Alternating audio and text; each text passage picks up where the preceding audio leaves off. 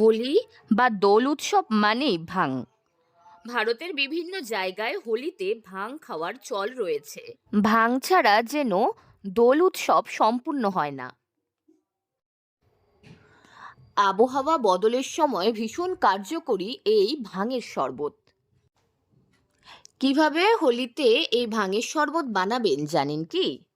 হোলিতে হালকা হালকা গরমের মধ্যে একটু হালকা শরবত খাইলে কেমন লাগে, যেমন এই হোলিতে কেউ কেউ সিদ্ধি বলে, কেউ আবার ভাং বলে। এই মজার একটা শরবত বানানো হয়ে যায়। যেমন কিছু ড্রাই ফ্রুট লাগবে, যেমন কাজু, কিশমিশ, আমন্ড, পেস্তা, তারপরে গোলাপের পাপড়ি শুকনোর, তারপরে এই জিনিসগুলো প্রথমে দুধটাকে ভালো করে ফুটিয়ে নিতে হবে। ফুটিয়ে নিয়ে ওর মধ্যে চিনি দিতে লাগবে। চিনি দিয়ে তারপরে শুকনো যে ভাংটাকে একটু পেস্ট করে বা থেতো করে দিয়ে তারপর ড্রাই ফ্রুটগুলোকে দিয়ে ভালো করে জাল দিয়ে আর ঠান্ডা করে এই হালকা হালকা গরমের মধ্যে এইটা শরবত পান করলে একদম প্রাণটা জুড়িয়ে যায়।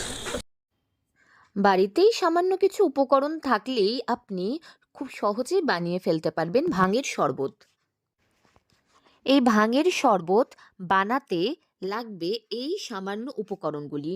প্রথমেই লাগবে পেস্তা বাদাম, জাফরান, এছাড়া দারুচিনি, এলাচ ও লবঙ্গ। সামান্য একটু তরমুজের বিচি অর্থাৎ চারমগজও নিতে পারেন। এছাড়াও নিয়ে নেবেন গোটা মৌরি ও পোস্ত।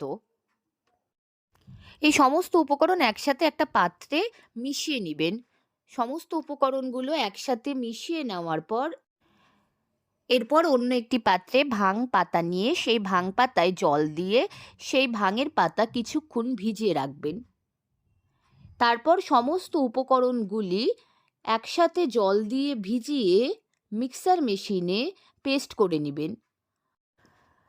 বিভিন্ন ড্রাই ফ্রুটের পাশাপাশি ভেজানো ভাং পাতাও দিয়ে দিবেন মিক্সারে।